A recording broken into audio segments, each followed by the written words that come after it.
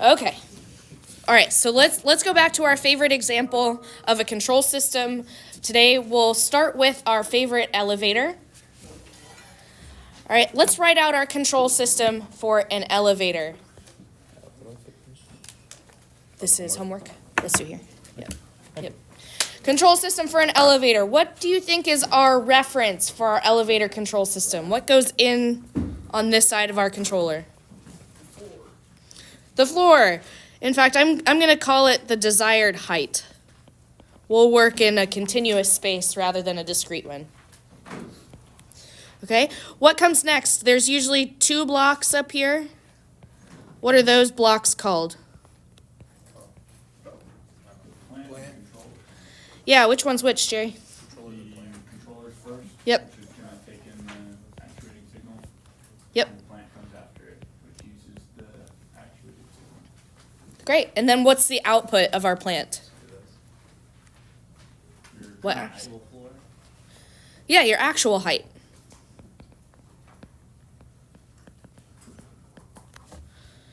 And then we will feed this back in as negative feedback.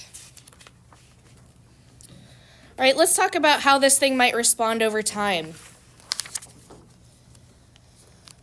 So let's say either we have a first order system, or maybe we have a second order system that is maybe critically damped. So it looks kind of like a first order response. We know so far, we know that our actual height of our elevator, this is C of t, our actual height, it's not going to immediately jump to our desired height, R of t, but it will rise to that height over time. And in this period where there's a lot of change, right in this period where the height of the elevator is changing quite a lot, we call the difference between where we are versus where we want to be the transient error. Transient error.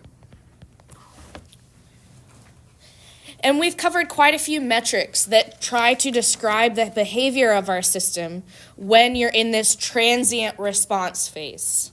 What are some of the metrics that we've covered for both first order, second order systems? Rise time. Rise time, we called that TR, yep. TP, peak time, yep.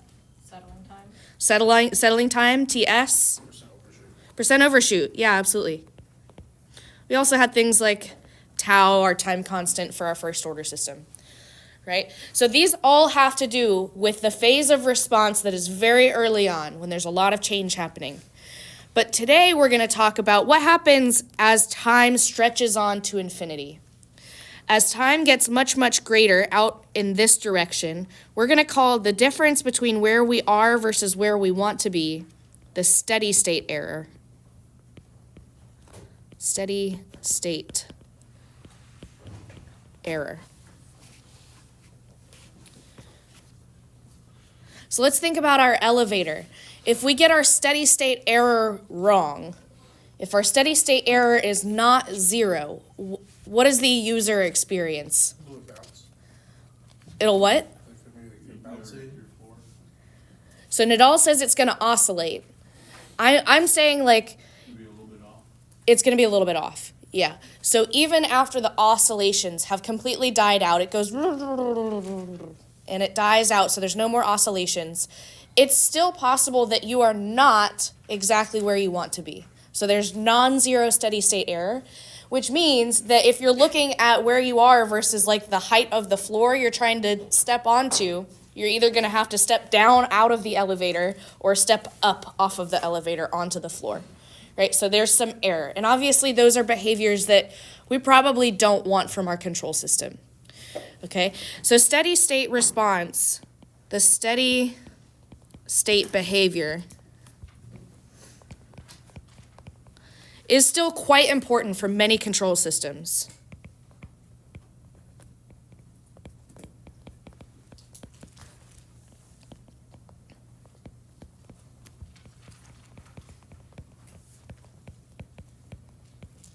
And that's what we're going to focus on today. All right, so let's look at a general single input, single output system with unity feedback.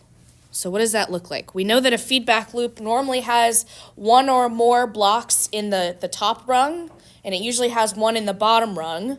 But if that bottom rung feedback gain is just one, it's unity, we call that unity feedback. So that looks something like this. We have our R of S goes into a summing junction, outputs an error signal,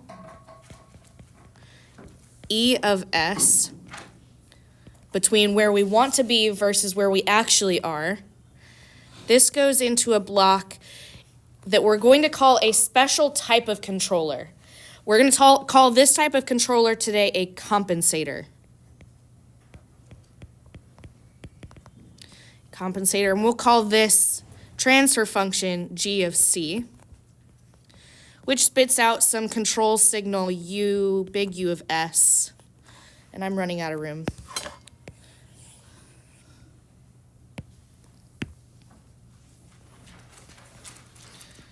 G of S, actual output C of S. And because our feedback is unity, we don't really need a block there. We are going to define for a system that looks like this, the steady state error.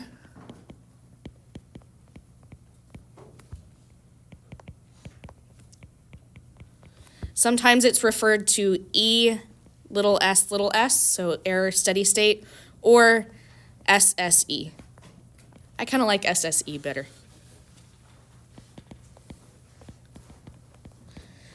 And this is defined as, it kind of makes sense. If we have an error signal in the frequency space, we can also have an error signal in the time space. And by definition, our steady state error is simply the limit as time goes to infinity of our error signal. Okay, so we have E of S on this rung. Usually we think about it in the frequency space when we're talking block diagrams, but it could be in the time domain. Okay, now how do we calculate this? Right, this is all well and good. We have some idea that there's an error over time and we want to take a limit as t goes to infinity. But if we actually want to calculate it, we're going to use a very fun theorem called the final value theorem. Final value theorem. Sometimes it's abbreviated FVT. This says if you want to take the limit as t goes to infinity of any function of time, this is actually the same thing as taking the limit as s goes to 0 of s, big F of s. And what is this big F of s here? How is that related to f of t? It's the Laplace version of it. It's the Laplace transform of f of t, absolutely. Okay, so maybe you can imagine how this might be useful. If we have a block diagram in which we can kind of read off this E of S in the frequency domain, the final value theorem allows us to find the limit as that thing goes off into infinity over time. All right, so let's use the final value theorem to calculate the steady state error for this example feedback system. So in this feedback system, we'll start super simple. We'll have just a K gain in the top block, and we'll have unity feedback. Bless you. Okay, with steady state error, there's still something else that we need to know. Any idea what needs to be defined before we can calculate steady state error here? Your error function. Okay, we are going to define the error function, but actually the steady state error depends on the input signal. So we can't define the steady state error without being told what the input signal is. Okay, so I'll put that in red. We need to be told what the input signal is.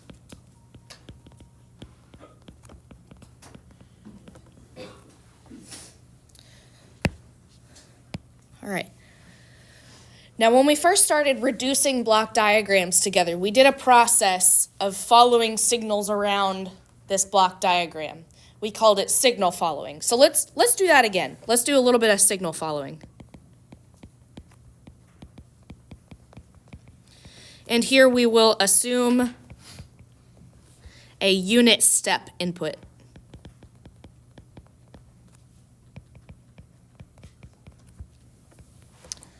All right, I'm going to start out saying that my output, my C of S, is equal to my K gain times my error signal.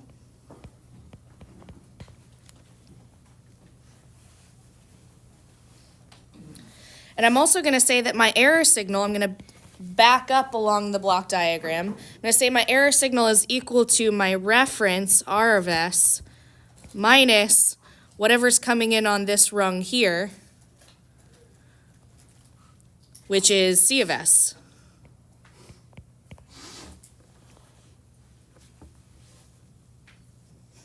Okay, so I can take the first definition of C of S and plug it in this second equation. I'll get E of S equals R of S minus K E of S. And let's rearrange to find what E of S is equal to. So we'll try to get all the E of S on one side and everything else on the other side. So I'll add this component to the left-hand side. We'll have E of S plus K E of S equals R of S. I'll factor out an E of S. 1 plus K equals R of S. So our error is equal to R of S over 1 plus K.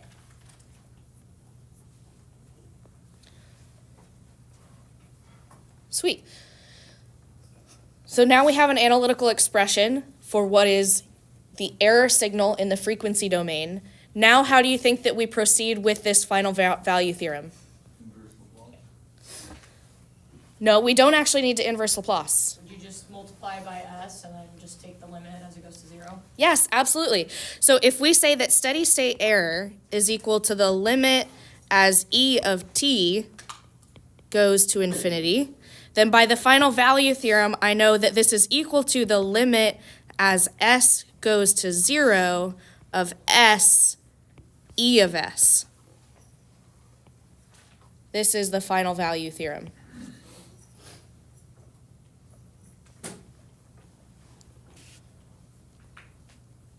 Okay, so let's plug in a couple things. So we said R of S is a unit step function, which is what in the frequency domain? 1 over S. 1 over S, right. Okay, so I should have the steady state error is equal to the limit as S goes to 0 of S times 1 over S, all over 1 plus K.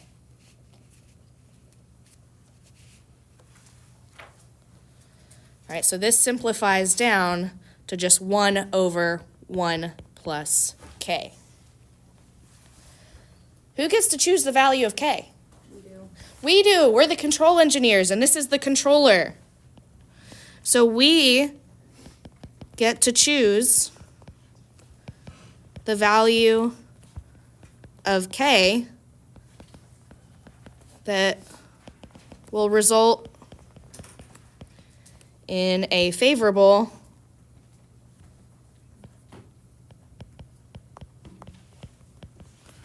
steady state error. All right, what if we chose K equal to 1? What would our steady state error be? 1/2. Yeah, it'd be 1/2. What if we chose K equal to, I don't know, 19? What would its steady state error be? 1 over 20. Is that a bigger number or a smaller number? Smaller. Smaller. Okay, so as K gets bigger, bigger, bigger, our steady state error is getting smaller and smaller and smaller. What are some constraints we might have to making K super, super huge. Hard to physically make. It is hard to physically make. So let's think of if this were, let's say, a motor, and we wanted a torque out of our motor that was this error times some proportional gain K. As that K gets bigger and bigger and bigger, our controller block is going to ask for more and more and more torque out of our motor. But we know motors aren't perfect, and motors only give you so much torque, and then they're done giving you more torque, right? So even if you design a controller with K equal to infinity, it doesn't actually mean that you can create a physical system that will allow you to achieve K equal to infinity. Okay? Okay, all right, let's look at MATLAB. Let's see if this actually plays out. Let's hop on over to MATLAB. All right, MATLAB, as it's loading, I've created two transfer functions, one for the top block and one for the bottom block. And in the top block, I have assumed K is equal to 1. Okay, so I just have the block 1 in the top. And then I have a unity feedback block on the bottom. So it's just 1 on the bottom as well. All right, and then I use my nifty gifty feedback function, feedback with my top block, comma, my bottom block system. And then I'm going to give this system a unit step input. So I said for value of K, we expect a steady state error of what now? If K is equal to 1? 1/2. 1/2, yep. So let's see if that plays out.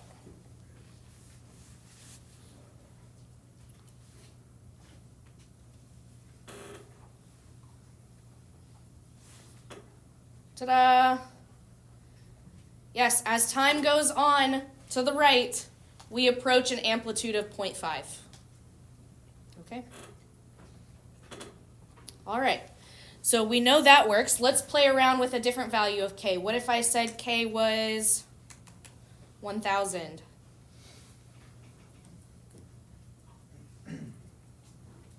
Uh-oh.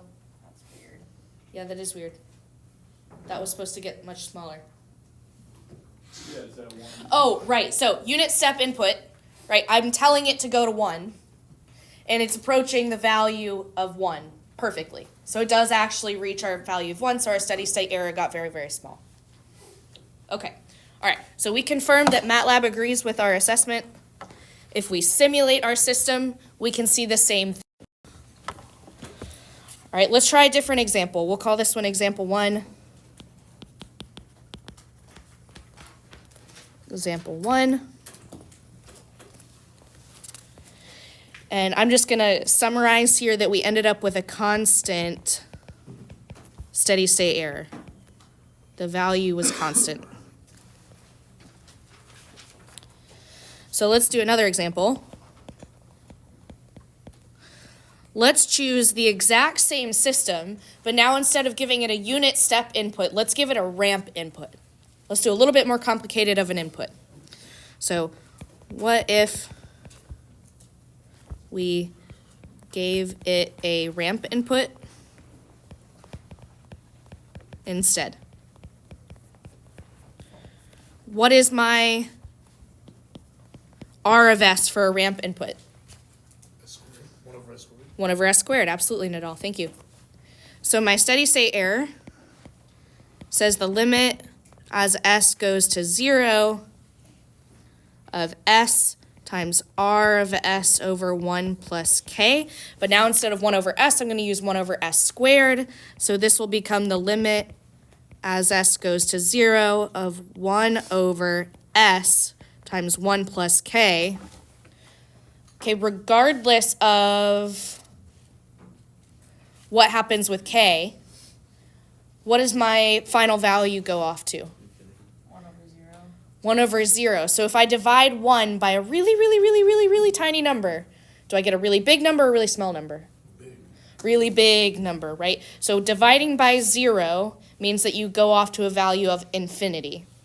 So when S goes to 0, this value goes to infinity. All right, so we went from a constant steady state error for a step input to an infinite steady state error for a ramp input. All right, so let's summarize here that we got infinite error.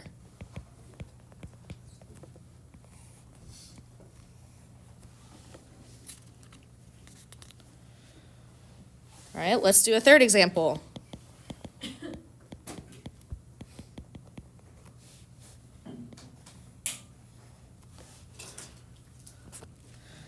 Okay, I have a new feedback system. And this time, instead of just k in the block, I have k over s. So I'm adding an integral. Jin? Would a ramp input be like you keep loading the elevator, or It would be like you are constantly asking it for a higher height. Yep, so your desired height would be 0 at time 0 and would continue going off to another floor every second. Yep.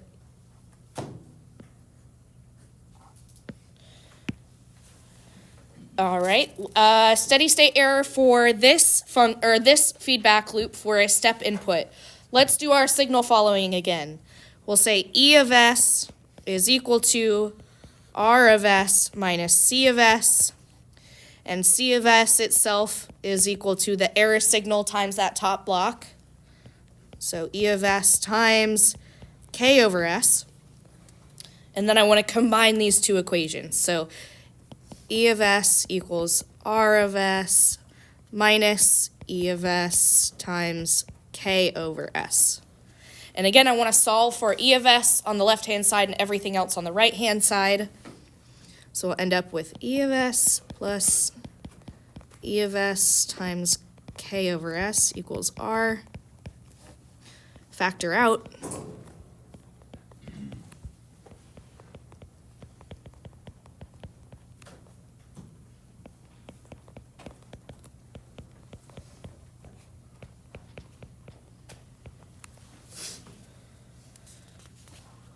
All right. Now we've had weird things in the denominator before where we had like a fraction in the denominator. How did we try to make that better? Multiply that by S. Yeah, we can multiply the top and the bottom by s. So let's go ahead and do that to make that a little less gross. So this is equal to s R of S over S plus K.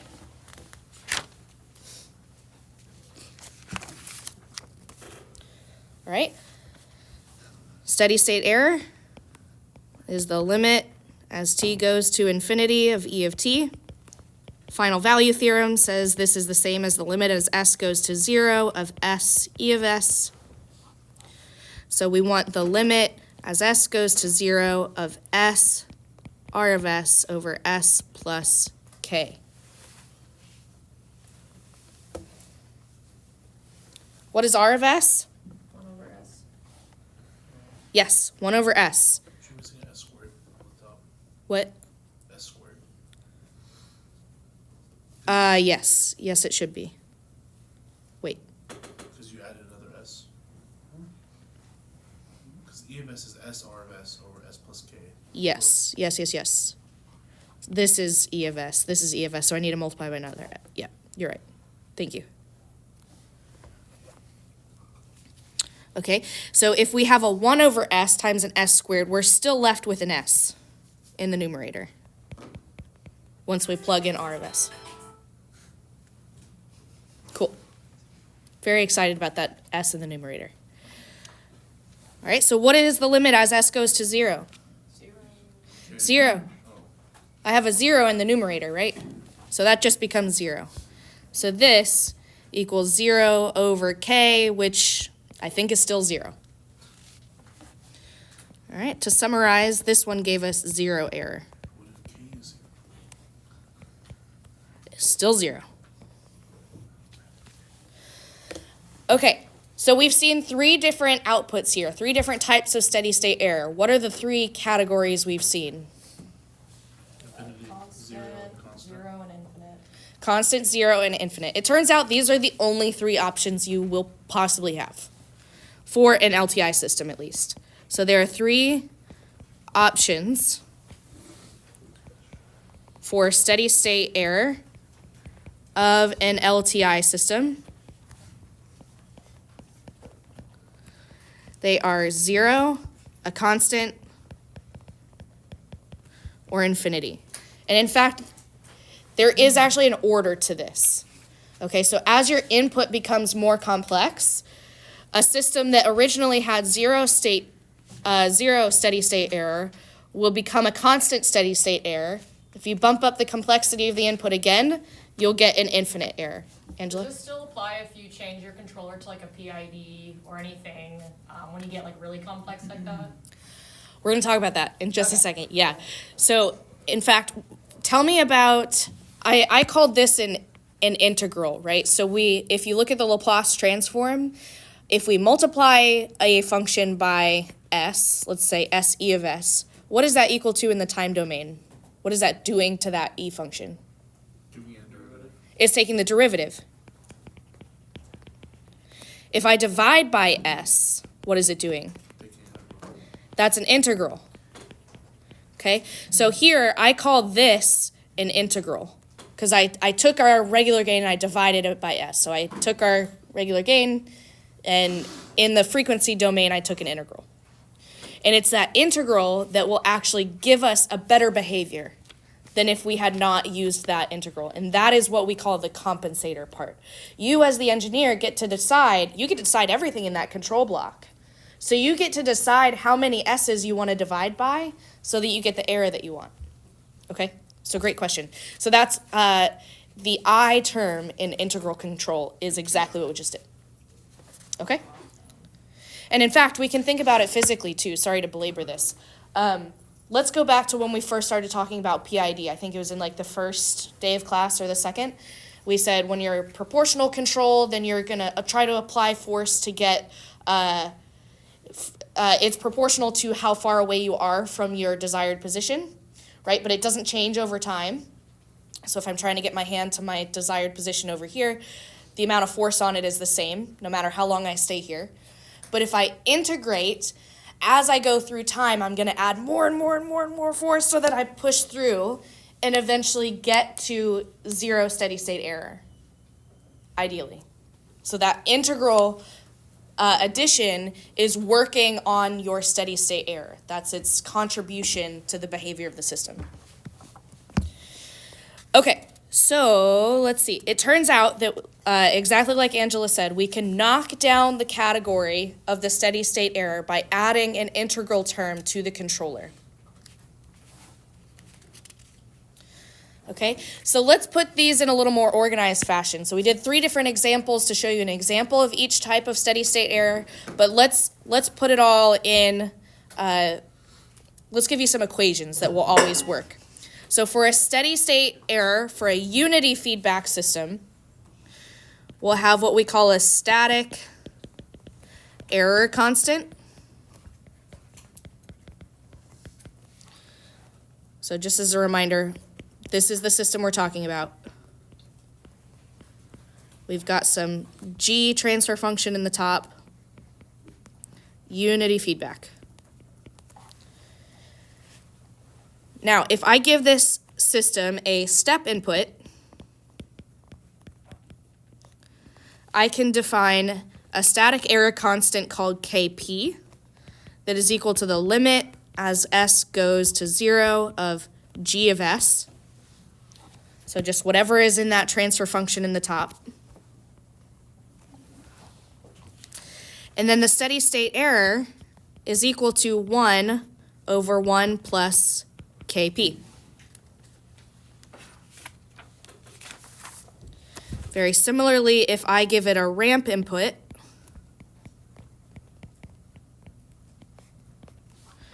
I define a Kv that's equal to the limit as s goes to 0 of s g of s. Steady state error here is equal to 1 over Kv.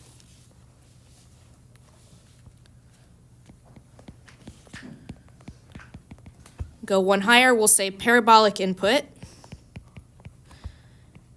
Define a Ka that's equal to the limit as s goes to 0 of, what do you think it is here? S squared. S squared, yeah, I keep adding an s. And I said adding an s does what to the time series function? Right. it takes a derivative, right? So what if I told you this was like a position? This one would be the derivative of the position because I multiplied by s, so this is a velocity. And then that means that a on the last time constant is what? Or the Acceleration. error constant. Yeah, acceleration. Very good. So that's why they are p, v, and a. So Steady state of the velocity and of acceleration. Of the thing. of the transfer function. So you get like some block thing, let's say. But it's 1 over that as well. So it's a little more complicated than just taking the derivatives. Yeah. Okay, so you can always do signal tracing like we did in those first 3 examples. You can always do signal tracing, that's fine. But these also hold. All right, so let's do an example here. So let's use our equations that we've just defined to find the steady state error for the following unity feedback system when subjected to all 3 types of input. So we're going to look at what happens if we give it a step, a ramp, and a parabolic input respectively. And we'll just use our equations to do so. So for a step, remember this thing up here is my g transfer function. I can define Kp is equal to the limit as s goes to 0 of my transfer function g, which is the limit as s goes to 0 of 1 over s squared plus s plus 1. What does that equal to? The one. Just 1. Yeah, all my s's go to 0. I'm left with 1 over 1. That's 1. That's not my steady state error. That's just my error constant. Steady state error is then 1 over 1 plus Kp, which is now what? 1/2. Very good. 1/2. All right, let's step it up. We've got a ramp input. Whoops. We can define Kv is the limit as s goes to 0 of s, g of s. Here is s over s squared plus s plus 1. That becomes what? 0, 0. 0. 0 over 1 or 0. Is it not 0 over 0 though? Let's see, if I add a 0 here, this becomes 0, this becomes 0, this is still 1. Does that not give you like in theory you'd actually you couldn't like assume that it's 0. Like when you do the right, because the 0 over 0 limit, you can't just assume it's 0, right? You have to do L'Hopital's rule to actually know it's 0 for sure. There's 0 over 1. Yeah, I'm not following. it's not 0 over 1. 0 over 0. Oh, I'm stupid. Zero I'm over one. I'm so stupid. No, you're not. Oh, there's a plus 1 right there. Yeah, I don't know why. I thought it was 0 Okay. over 0. cool, sorry.